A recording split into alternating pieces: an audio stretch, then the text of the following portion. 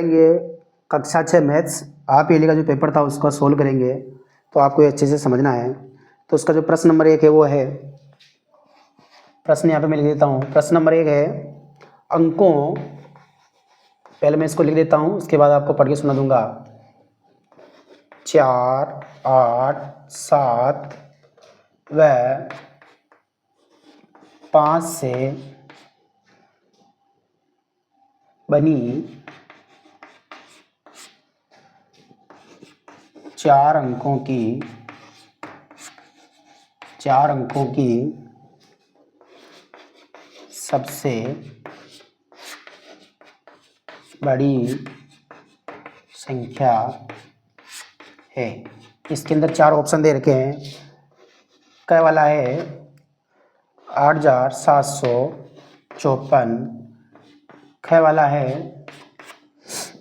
4,578, ग वाला है 8,745 और ग वाला जो ऑप्शन है वो है 5,874। प्रश्न दिया गया है अंकों 4, 8, 7 व 5 से बनी 4 अंकों की सबसे बड़ी संख्या है। हमें इन अंकों को काम में लेते हुए सबसे बड़ी संख्या बनानी है। तो सबसे बड़ी संख्या बनाने के लिए आपको पता होगा जो अंक बड़ा है उसको सबसे पहले लेते हैं। तो इनमें सबसे बड़ा अंक कौन सा आ रहा है? तो इनमें सबसे बड़ा अंक है 8, तो 8 सबसे पहले आएगा। उसके बाद उससे छोटा अंक है 7, उससे छोटा है 5 और उससे छोटा है 4। तो अपना जो आंसर है वो ए वाला ऑप्शन राइट हो जाएगा। प्रश्न नंबर 2 करेंगे। प्रश्न नंबर 2, 11,000 की परवर्ती संख्या होगी। 11,000 की परवर्ती संख्या होगी। तो आप जानते हो एक तो परवर्ती होता है, एक पूर्ववर्ती होता है। पूर्ववर्ती का मतलब होता है जो संख्या देर की होती है उससे जस्ट एक कम करते हैं, और परवर्ती का मतलब जो संख्या देर की होती है उसमें एक जोड़ना होता है। तो यहाँ पे हम परवर्ती पूछा है, तो हमें क्या करना है? 11,000 के अंदर एक जोड़ना है। तो इसका जो उत्तर आएगा वो आएगा, इसके अंदर 4 ऑप्शन दे रखे हैं, मैं डायरेक्ट ही इसका आंसर लिख देता हूँ। तो इसका आंसर हो जाएगा 11,000 में एक जोड़ेंगे तो आंसर आ जाएगा 11,001। तो प्रश्न नंबर 2 हो गया। अब अपन करेंगे प्रश्न नंबर 3।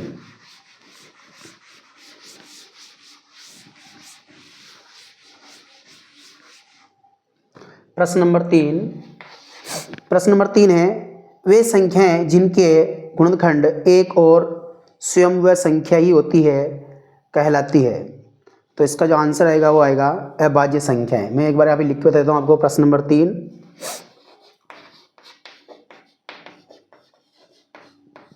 वे संख्याएं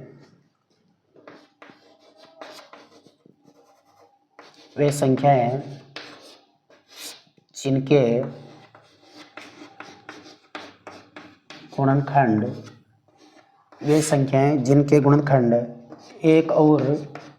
स्वयं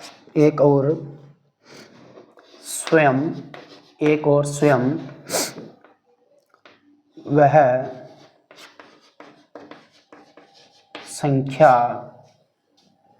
ही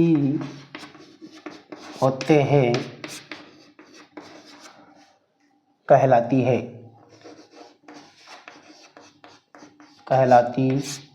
है। प्रश्न है वे संख्याएं जिनके गुणनखंड एक और स्वयं वह संख्या होती है कहलाती है।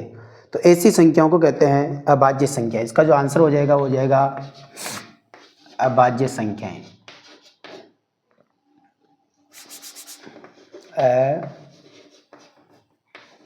अभाज्य संख्याएं, क्योंकि इन संख्याओं में एक तो एक का भाग जाता है, एक खुद का भाग जाता है, तो उनको अभाज्य संख्याएं कहते हैं। प्रश्न नंबर 4, एक बिंदु से होकर कितनी रेखाएं खींची जा सकती है? एक बिंदु से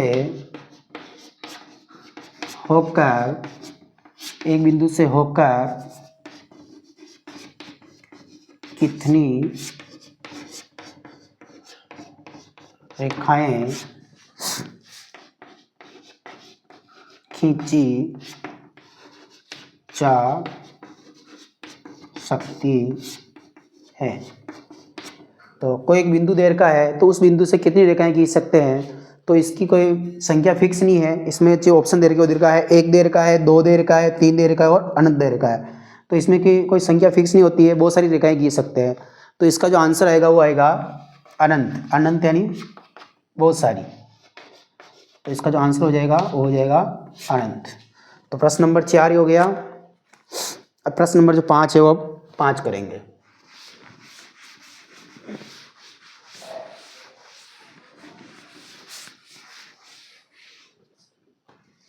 प्रश्न नंबर 5। प्रश्न नंबर 5 है, निम्नलिखित कथनों में से कौन से कथन सत्य है और कौन से कथन असत्य है। हमें यहाँ पे सत्य और असत्य की जांच करनी है। इसके अंदर जो 5वें का जो पहला प्रश्न है वो है सभी पूर्ण संख्याएं प्राकृत संख्याएं हैं। प्रश्न नंबर पहला है 5वें का, सभी पूर्ण संख्याएं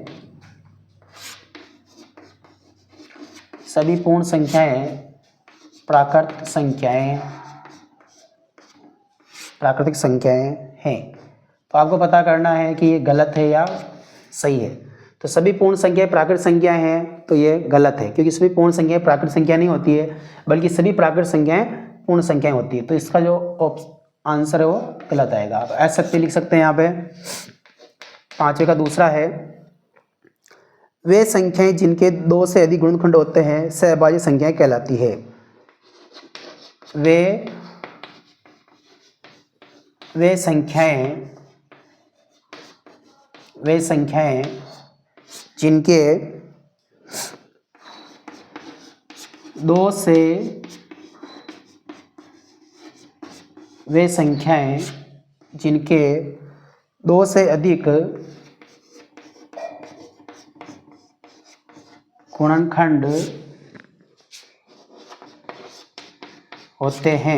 वे संख्याएं जिनके 2 से अधिक गुणनखंड होते हैं सहअभाज्य संख्याएं कहलाती हैं। तो इसके अंदर सत्य असत्य आपको वो जांच करनी है। तो सभी पूर्ण वे संख्याएं जिनके 2 से अधिक गुणनखंड होते हैं सहअभाज्य संख्या कहलाती है। तो ये गलत है, क्योंकि जिनके 2 से अधिक गुणनखंड होते हैं उनको अपन भाज्य संख्या के अंदर गिनते हैं। तो ये भी गलत हो जाएगा। इसका जो आंसर है वो गलत हो जाएगा। उसके बाद इसका अगला करेंगे, संख्या 5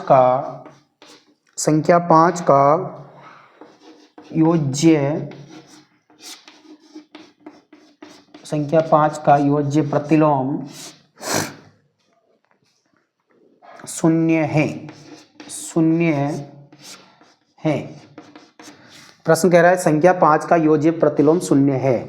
तो संख्या 5 का योज्य प्रतिलोम शून्य नहीं होता है, बल्कि -5 होता है, इसलिए ये भी गलत है।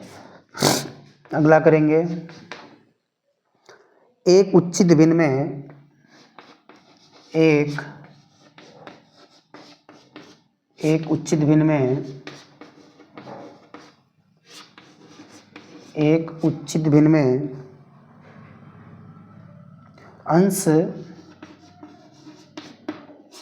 अंश सदैव हर से छोटा होता है। तो ये सही है, इसका आंसर है वो सत्य है। तो इसमें राइट आ जाएगा। इसका जो लास्ट वाला है 5वां प्रश्न है, सबसे छोटा ऋणात्मक पूर्णांक -1 है।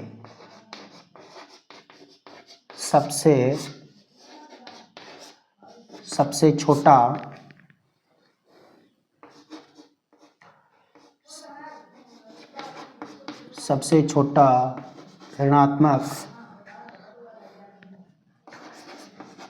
छोटा ऋणात्मक पूर्णांक -1 है।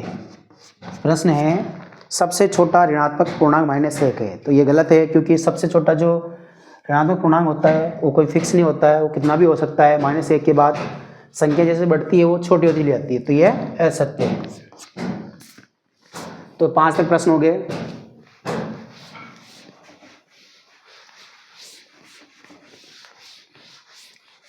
अगर कोई प्रश्न आपका छूट जाता है तो उसका स्क्रीनशॉट ले लेना ताकि बाद में आप इसको कर सकते हैं। ठीक है, मैं थोड़ा यहाँ जल्दी बता रहा हूँ, केवल आप पहले आपने किया हुआ है, केवल आपको आंसर समझना है। प्रश्न नंबर 6 करेंगे। प्रश्न नंबर 6, 10,999 के बाद अगली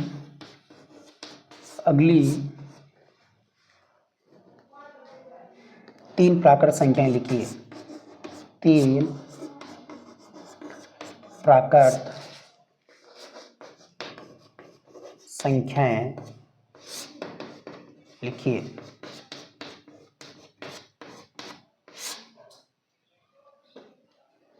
प्रश्न है 10,999 के बाद अगली 3 प्राकृत संख्याएं लिखिए। तो हमें क्या करना है, जो संख्या दे रही है उसमें एक एक जोड़ के अगली संख्या बनानी है। तो यहाँ पे दे देगा 10,999, तो ये 10,999, इसमें एक जोड़ेंगे, इसके अंदर एक जोड़ेंगे तो क्या आ जाएगा, 11,000 आ जाएगा। क्या आ जाएगा, 11,000 आ जाएगा। फिर हमें वापस क्या करना है, 11,000 के अंदर वापस एक जोड़ना है, तो ये आ जाएगा 11,001। उसके बाद हमें वापस क्या करना है, 11,001 के अंदर वापस एक जोड़ना है, तो आ जाएगा 11,002। यानी एक एक जोड़ना है तो 3 प्राकृत संख्याएं आ जाएगी। तो ये प्रश्न नंबर 6 हो गया, इसका आप स्क्रीनशॉट ले लीजिए।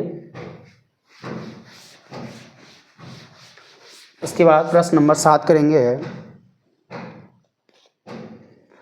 प्रश्न नंबर 7 है, एक विद्यार्थी ने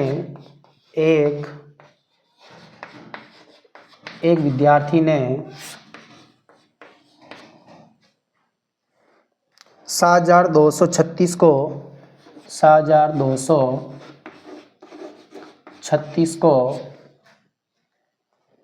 56 के स्थान पर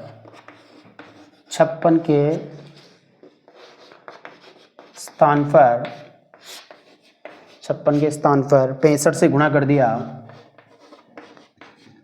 65 से गुणा कर दिया। उसका उत्तर सही उत्तर से कितना अधिक था। उसका उत्तर सही उत्तर से कितना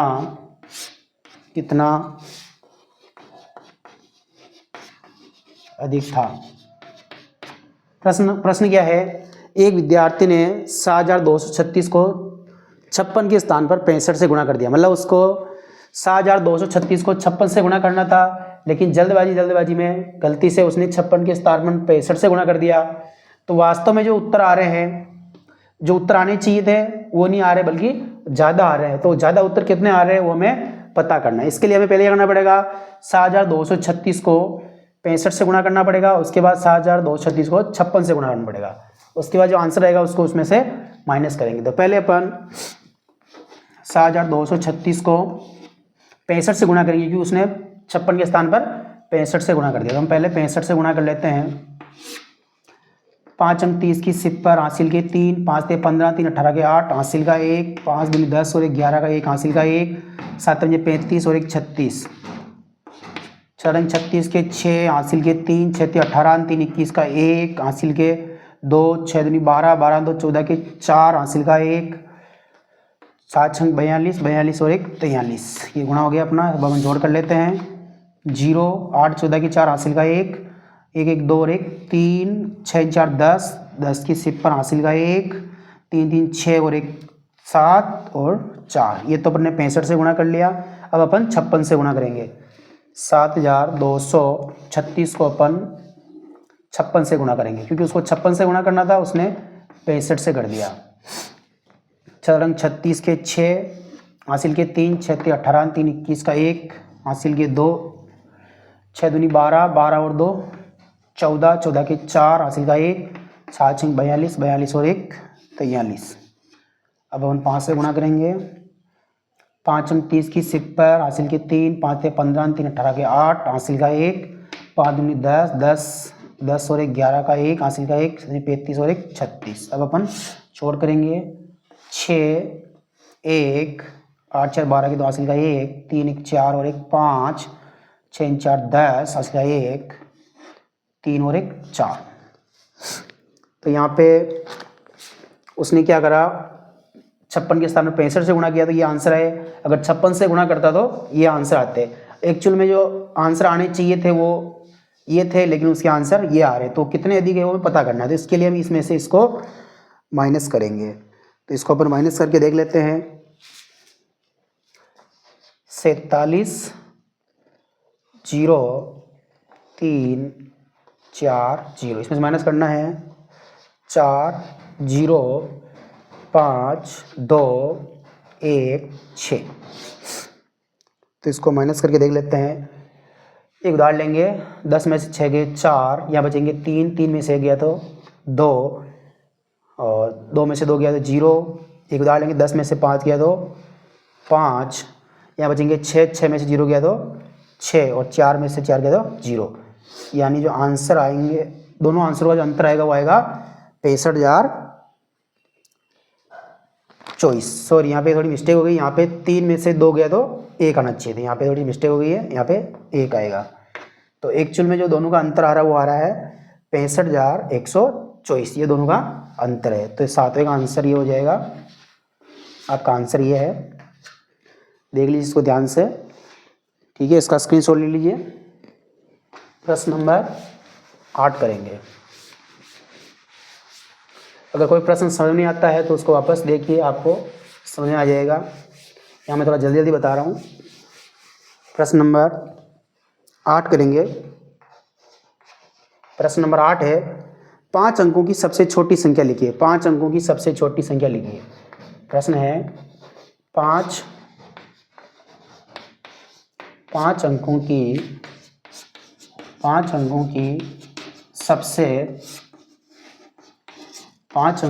सबसे छोटी संख्या 5 अंकों की सबसे छोटी संख्या लिखिए और उसे अभाज्य गुणनखंड के रूप में व्यक्त कीजिए। और उसे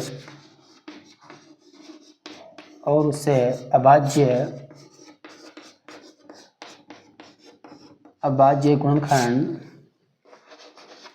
के रूप में व्यक्त कीजिए।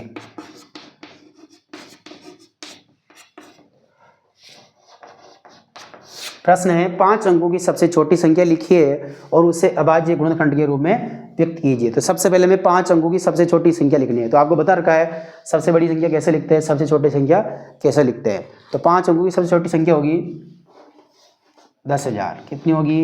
10,000। इसके अंदर कितने अंक है? 1 2 3 4 5। तो ये तो होगी 5 अंकों की सबसे छोटी संख्या। अब इस क्या करना है, इसके गुणनखंड ज्ञात करने। क्या करना है? गुणनखंड ज्ञात करने हैं। तो यहाँ पे थोड़ी जगह कम है, या तो मैं इसको इधर करके फिर इधर करूँगा, या फिर इसको एक साथ कर सकता हूँ। तो मैं क्या करता हूँ, इसको चलो यहीं करके देख लेते हैं अपन। तो 10,000 के अंदर हमें सबसे पहले किसका भाग देना है? 2 का देना है। 2 का भाग जता नहीं जाता है तो हमें बाध्यता के नियम पढ़े उससे पता लगा सकते हैं। इकाई अंक 0, इसका 2 का भाग जाएगा। तो 10,000 के अंदर 2 का भाग देंगे। किसी भी संख्या के अंदर 2 का भाग देते हैं तो उसकी आधी हो जाती है। तो 10,000 के अंदर 2 का भाग देंगे तो 5,000 आ जाएगा, ये हो जाएगा। फिर वापस अपन क्या करेंगे, वापस 2 का भाग देंगे, क्योंकि 2 का भाग इसमें जा रहा है। तो 5,000 में 2 का भाग देंगे, मतलब आधा करना है, तो ये हो जाएगा 2,500, यानी 2,500 आ जाएगा। वापस इसके अंदर 2 का भाग देंगे तो 2,500 का आधा कितना होता है? 1,250। तो ये आंसर आ जाएगा 1,250। वापस इसके अंदर 2 का भाग जा रहा है, कहीं अंक 0 है तो 2 का भाग देंगे। तो 2 का भाग कितनी बार जाता है देखिए, देख लेते हैं। 2 का भाग 12 में जाएगा 6 बार, 5 में जाएगा 2 बार, 2 1 2 2 4, 1 बचेगा 1 उतरेगा 10, 10 में जाएगा 5 बार, यानी 625 आ जाएगा। अब इसके अंदर 2 का भाग देंगे, 2 का भाग नहीं जा रहा है क्योंकि इकाई अंक 0 2 4 6 8 नहीं है तो नहीं जाएगा। 3 का भाग देके देखते हैं तो 6 2 8 8 5 13, 13 में 3 का भाग नहीं जाता, मतलब 3 का भाग भी इसमें नहीं जा रहा है।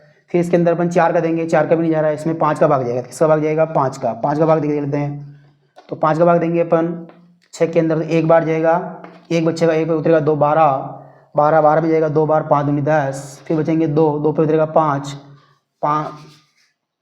25 हो जाएगा, 25 के अंदर जाएगा 5 बार, यानी हो जाएगा 125। अब इसको मैं इधर करके देख लेता हूँ, 125, 125 में 2 का भी नहीं जा रहा है, 3 का नहीं जा रहा है, 4 का नहीं जा रहा है, वापस जाएगा 5 का। तो 5 का भाग 12 के अंदर जाएगा 2 बार, बचेंगे 2, 2 पे उतरेंगे 5, 25, 25 में जाएगा 5 बार, वापस 25 के अंदर 5 का भाग ही जाएगा, 5 5 25, तो फिर वापस देंगे तो कितना आ जाएगा? 5 का भाग 5 में एक बार जाएगा, तो ये इसके हो जाएंगे अभाज्य गुणनखंड हो जाएंगे। तो इसको हम ऐसे लिख सकते हैं, पहले लिखेंगे अपन 10,000 बराबर इसके जो भाग गया कितनी बार गया वो इसके गुणनखंड अपन लेंगे। तो 2 बार, 2 कितनी बार आ रहा है? 1 2 3 4, 2 इंटू 2 इंटू 2 इंटू 2, 5 कितनी बार आ रहा है? 1 2 3 4, तो इसको लिख देंगे अपन इंटू 5 इंटू 5 इंटू 5 इंटू 5। तो इस प्रकार हम इसको हल कर लेंगे। पहले 5 अंकों की सब छोटी संख्या लेंगे, फिर इसको गुणनखंड अपन याद कर लेंगे। तो ये प्रश्न नंबर 8 हो गया है।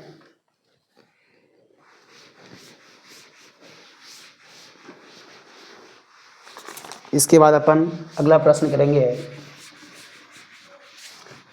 टोटल अपने कुल इसमें प्रश्न है वो 18 है, 8 प्रश्न हो चुके हैं। अगला प्रश्न है प्रश्न नंबर 9। प्रश्न नंबर 9 है, प्रश्न नंबर है 100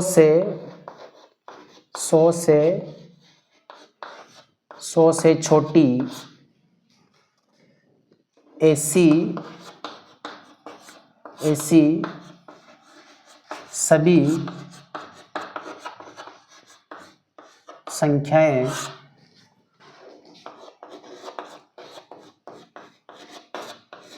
से छोटी सभी ऐसी सभी संख्याएं लिखिए जो 3 व 4 के सार्वगुणज हैं। प्रश्न को ध्यान से समझना है। 100 से छोटी सभी ऐसी संख्याएं लिखनी है जो 3 व 4 के सार्वगुणज है। तो 100 के अंदर 100 से नीचे जो जितनी संख्या आती सारी लिखनी है, लेकिन शर्त यह है वो सारी संख्या क्या होनी चाहिए? 3 और 4 की गुणज होनी चाहिए। मतलब संख्या आएगी उसके अंदर 3 का भाग भी जाना चाहिए और 4 का भाग भी जाना चाहिए।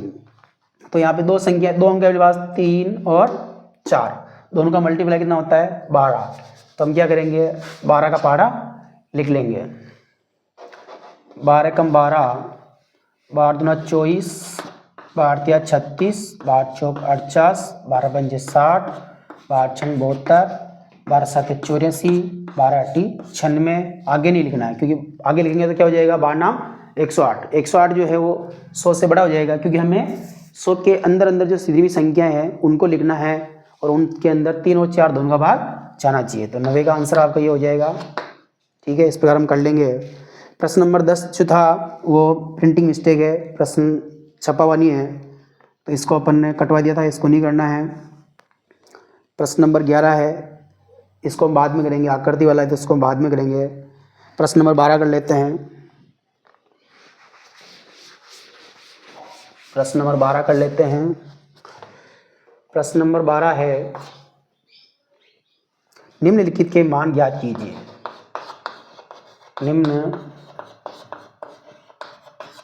निम्नलिखित के मान ज्ञात कीजिए। जो प्रश्न दे रखा है, संख्याएं दे रखी है, इसको हल करना है। प्रश्न 12 के अंदर दो प्रश्न हैं। एक तो है ए वाला क्या है? -7 माइनस कोष्टक के अंदर -25 को सोल्व करना है। एक बी वाला है, इसको भी हम साथ में कर लेते हैं। बी वाला है -13 कोष्टक के अंदर +32 -8 और -1। तो आपको क्या करना है? प्लस प्लस की संख्याओं को एक साथ रखना है, माइनस माइनस की संख्याओं को एक साथ रखना है। तो यहाँ पे पहले हम कोष्टक खोलेंगे, तो यहाँ कोष्टक के बाद प्लस का चिन्ह है तो अंदर कोई चिन्ह चेंज नहीं होगा। अगर बाहर माइनस का चिन्ह होता है तो अंदर प्लस चिन्ह चेंज हो जाता है, तो ये आपको पता ही है। तो कोष्टक खोलेंगे तो यह आ जाएगा -7 -8, और यहाँ पे कोष्टक के बाहर माइनस का चिन्ह आ रहा है। अगर कोष्टक के बाहर माइनस का चिन्ह आता है तो अंदर का चिन्ह चेंज हो जाता है, तो अंदर माइनस का है तो किसका हो जाएगा, प्लस का हो जाएगा, तो ये हो जाएगा प्लस का 25। अब अपन माइनस माइनस को जोड़ लेंगे तो -7 और -8, -7 और -8 क्या हो जाएगा, -15 और प्लस के 25, यानी प्लस के 25 है और माइनस के 15 है। तो ज़्यादा किसके है, प्लस के है, तो हम प्लस के में से माइनस को घटा लेंगे, तो 25 में से -15 जाएगा, तो जो अपना आंसर आएगा वो 10, यानी प्लस का 10 इसका आंसर हो जाएगा। इस पर इसको हल करेंगे, इसमें भी कोष्टक पहले हल करेंगे, इसको खोलेंगे, कोष्टक को खोलेंगे तो यह आ जाएगा -13 + 32 -8 -1। तो अपन क्या करेंगे, माइनस माइनस को पहले जोड़ लेंगे, तो माइनस माइनस कितना हो रहा है, -13 और -8 कितना हो जाएगा, 21, और 21 के अंदर एक और जोड़ेंगे तो 22, यानी माइनस के तो हो जाएंगे 22 और प्लस के हो जाएंगे 32। ज़्यादा किसके है, ज़्यादा हो रहे हैं प्लस के, तो 32 में से 22 घटाएंगे तो 32 में से 22 जाएंगे तो इसका आंसर आ जाएगा 10, इसका आंसर भी हो जाएगा 10। समझ में आ गया होगा, नहीं आएगा तो एक बार इसको वापस देख लेना। ये 12 प्रश्न हो चुके हैं।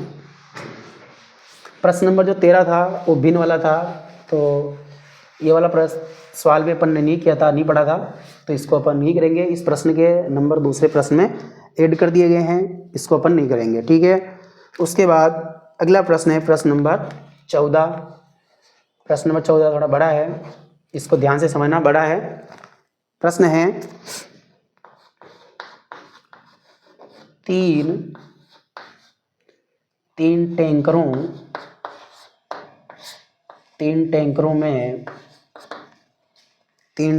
में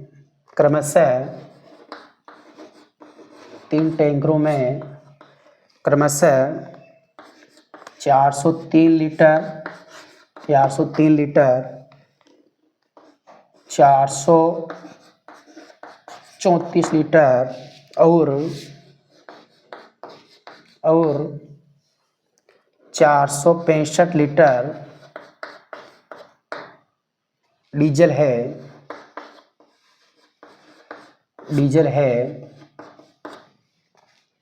उस बर्तन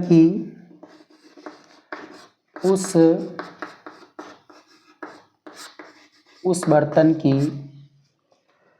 अधिकतम धारिता ज्ञात कीजिए। अधिकतम धारिता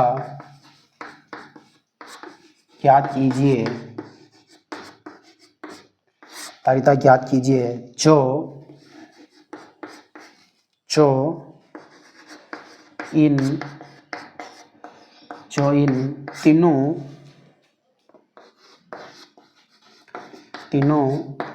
टैंकरों के डीजल को पूरा माप सके। प्रश्न को ध्यान से समझना है। प्रश्न है, 3 टैंकरों में क्रमशः 403 लीटर, 434 लीटर और 465 लीटर डीजल है। 3 टैंकरों के अंदर डीजल भरा हुआ है, तो उस बर्तन की अधिकतम धारिता ज्ञात कीजिए जो इन तीनों टैंकरों के डीजल को पूरा माप सके। एक ऐसा बर्तन लेना है जो तीनों टैंकरों के अंदर जो डीजल है उसको पूरा माप सके। तो इसके लिए हमें क्या करना है, इन तीनों का पहले तो अपन मैसे ज्ञात करेंगे। क्या ज्ञात करेंगे, मैसे ज्ञात करेंगे। तो आपको मैसे ज्ञात करना आता ही होगा। तो सबसे पहले अपन 403 का करेंगे, 403। तो हमें देखना है एक से 2 का भाग जाता नहीं जाता है, तो इसके अंदर 2 का भाग नहीं जा रहा है, तो 3 का भाग देखेंगे 3 का भी नहीं जा रहा है, तो इसके अंदर 3 का नहीं जा रहा है, 4 का नहीं जा रहा है, 5 का नहीं जा रहा है, तो इसके अंदर डायरेक्ट भाग जाएगा 13 का। तो हमें इसके अंदर 13 का भाग देना है। 40 में देंगे 13 39, 3 बार जाएगा, 1 बचेगा, 1 उधरेगा 3, 13 हो जाएगा, 13 में जाएगा 1 बार, 31 आएगा। 31 एक अभाज्य संख्या है, तो इसके अंदर केवल 31 का भाग ही जाएगा और किसी संख्या का भाग नहीं जाता है। तो ये जाएगा 31 का भाग कितना जाएगा, 1 बार। ये इसके गुणनखंड आ जाएंगे। इसको अपन बाद में नीचे लिख देंगे। उसके बाद अपन याद करेंगे 434 गुणनखंड याद करेंगे। तो सबसे पहले इसमें 2 का भाग देंगे, 2 का भाग जाएगा 4 में 2 बार, 3 में जाएगा 1 बार, 1 बचेगा 14, 14 बचेगा 7 बार। तो इसमें 2 का भाग नहीं जा रहा है, 3 का भी नहीं जा रहा है, तो इसके अंदर अपन किसका भाग देंगे, 7 का भाग देंगे। किसका भाग देंगे, 7 का भाग देंगे।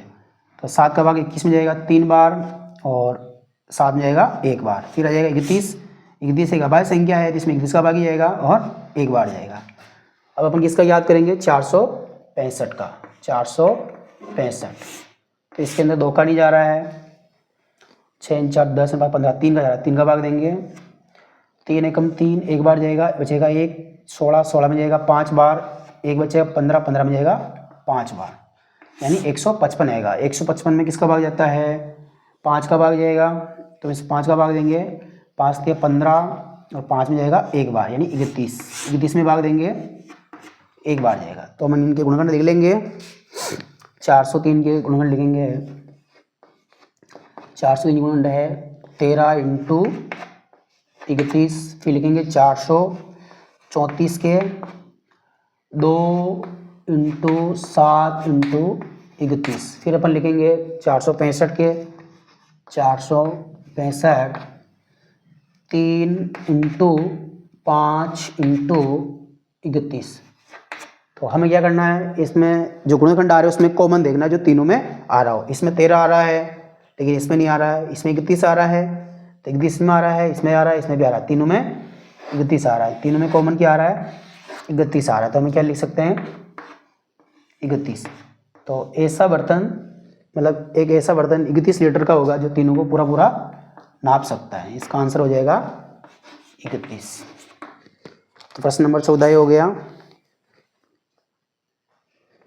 अब प्रश्न नंबर अपन 15 करेंगे। मैं थोड़ा जल्दी समझा रहा हूँ, शॉर्ट में समझाना है आपको, इतना को डिटेल में नहीं समझना है कि पहले अपन सवाल किए हुए हैं, ठीक है। कोई संख्या छूट जाती है तो वापस इसको पॉज करके आप रोक सकते हो, वीडियो को स्क्रीनशॉट ले सकते हो, ठीक है। प्रश्न नंबर अपन 16 करेंगे, सॉरी 15 करेंगे। थोड़ा मैं जल्दी बताऊंगा क्योंकि वीडियो बड़ा हो जाएगा। मैं प्रश्न नहीं लिख रहा हूँ, आपको प्रश्न आपके पास लिखा हुआ पहले से, आप उससे इससे प्रश्न को लिख लेना, मैं डायरेक्ट इसको समझ देता हूँ। प्रश्न है, अभ्यास पुस्तिकाएं बनाने के लिए कागज की 75,000 सीट उपलब्ध है। सीट कितनी है, सीट है अपने पास, सीट की जो संख्या है वो है 75,000 सीट है। आगे क्या कह रहा है प्रश्न, प्रत्येक सीट से अभ्यास पुस्तिका के 8 पृष्ठ बनते हैं। तो एक सीट से 8 पृष्ठ बनते हैं, जो एक सीट होती है उससे कितने पृष्ठ बनते हैं, 8 पृष्ठ बनते हैं। और प्रत्येक अभ्यास पुस्तिका में 200 पृष्ठ है और एक अभ्यास पुस्तिका बनाने में 200 पृष्ठ लगते हैं। तो उपलब्ध कागज से कितनी अभ्यास पुस्तिकाएं बनाई जा सकती है। तो पहले तो सीट कितनी है, सीट है उसके पास 75,000 और एक सीट से कितने पृष्ठ बनते हैं, 8 पृष्ठ बनते हैं। तो हमें पहले पृष्ठों की संख्या ज्ञात करनी, कुल कितने पृष्ठ बनेंगे। तो इसके लिए हमें क्या करेंगे, 75,000 को 8 से गुणा करेंगे, 75,000 को 8 से गुणा करेंगे। 8 का बड़ा 0 बार बोलेंगे, 0 0 0। 8 का बड़ा 5 बार बोलेंगे, 8 में 40 की 10 पर हासिल के 4, 8 साथी 56, 56 और 4 60। तो टोटल जो पृष्ठ है वो कितने हो जाएंगे, टोटल जो पृष्ठ हो जाएंगे इकाई, दाई, सैकड़ा, हजार, 10,000, लाख, टोटल पृष्ठ हो जाएंगे 6 लाख। तो हमें इन 6 लाख पृष्ठ से अभ्यास पुस्तिका बनानी है और एक अभ्यास पुस्तिका में 200 पृष्ठ है। तो कुल कितनी अभ्यास पुस्तिकाएं बनेगी। तो इसके लिए हमें क्या करना पड़ेगा, 6 लाख के अंदर 200 का भाग देना पड़ेगा। हम क्या करेंगे, 6 लाख के अंदर 200 का भाग देंगे, भाजक 200। तो आप इसको डायरेक्ट यहां ऐसे लिख सकते हैं, इकाई, दाई, सैकड़ा, हजार, 10,000, लाख, 6 लाख बटेवा 200।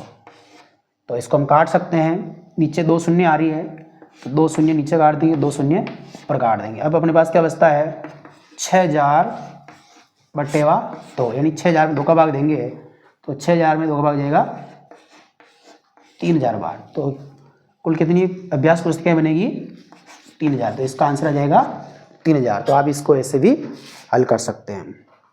प्रश्न नंबर 16, थोड़ा जल्दी करेंगे अपन, वीडियो बड़ा हो रहा है। तो प्रश्न नंबर जो 16 है ओपन कर लेते हैं। प्रश्न नंबर 16, इसके अंदर क्या करना है। सुनीता अपने स्कूल पहुंचने के लिए 15 किलोमीटर 268 मीटर की दूरी बस से, 7 किलोमीटर 700 मीटर की दूरी कार से और 500 मीटर की दूरी पैदल तय करती है। तो उसका स्कूल घर से कितना दूर है। तो वो अलग अलग साधनों के द्वारा स्कूल से घर की दूरी तय करती है। तो उसने कुल कितनी दूरी तय करी वो हमें पता करना है। तो वो 15 किलोमीटर 268 मीटर की दूरी तो बस से करती है। बस से कितना दूरी तय करती है वो, बस से दूरी तय करती है वो करती है 15 किलोमीटर और 268 मीटर। उसके बाद वो कार से कितनी करती है, कार से करती है वो 7 किलोमीटर और 7 मीटर। उसके बाद वो पैदल कितना चलती है, पैदल चलती है 500 मीटर। मैं मीटर को इधर लिख रहा हूँ, इस तरफ किलोमीटर है। तो अब इस क्या करेंगे, इसको अपन जोड़ कर लेंगे। ये दूरी वो कार से तय करती है और पैदल चलती है। टोटल कितनी दूरी तय करती है हमें वो पता करना है। तो जोड़ेंगे हमें 8 7 15 के 5, हासिल का 1, 6 और 1 हासिल 1 7, 5 2 7, इधर 2 गया मीटर, इधर का जोड़ लेंगे, 15 में 7 जोड़ेंगे तो 22। तो ये तो हो जाएगा किलोमीटर, इस तरह हो जाएगा मीटर। तो सुनीता का जो घर स्कूल से वो है 22 किलोमीटर और 775 मीटर दूरी पर स्थित है। तो ये प्रश्न नंबर 16 हो जाएगा। उसके बाद अपने पास 2 प्रश्न बच रहे हैं। तो इन प्रश्नों को करने के लिए संख्या रेखा का प्रयोग करना पड़ेगा, मैंने आपको बताया था। तो संख्या रेखा का प्रयोग करना है प्रश्न नंबर 17 के अंदर। संख्या रेखा का प्रयोग करते हुए वह पूर्णांक ज्ञात कीजिए। तो इसके अंदर 17 के अंदर जो पहला क्वेश्चन है वो है 5 से 3 अधिक, 5 से 3 अधिक। बी वाला प्रश्न है -5 से 5 अधिक। सी वाला है वो है 2 से 6 कम। और डी वाला है वो है -2 से 3 कम। इसके लिए हमें संख्या रेखा का प्रयोग करना पड़ेगा, संख्या बनानी, रेखा खींचनी पड़ेगी। तो मैंने आपको बताया था एक तरफ प्लस की संख्याएं होती है, एक तरफ माइनस की संख्या होती है, बीच बीच जीरो होता है। इस तरफ प्लस होता है, इस तरफ माइनस होता है। तो इस तरफ प्लस वाली संख्या होती है 1 2 3 4 5 6, इस तरफ प्लस की होती है, इस तरफ माइनस की होती है 3 4 5 6। तो हमें इन प्रश्नों को इस संख्या रेखा की सहायता से हल करना है। तो पहला प्रश्न है 5 से 3 अधिक। 5 कहाँ है, देखो प्लस के 5 कहाँ है, ये रहा 5। इससे कितना अधिक है, 5 से 3 अधिक है। तो इसके अंदर क्या करेंगे अपन,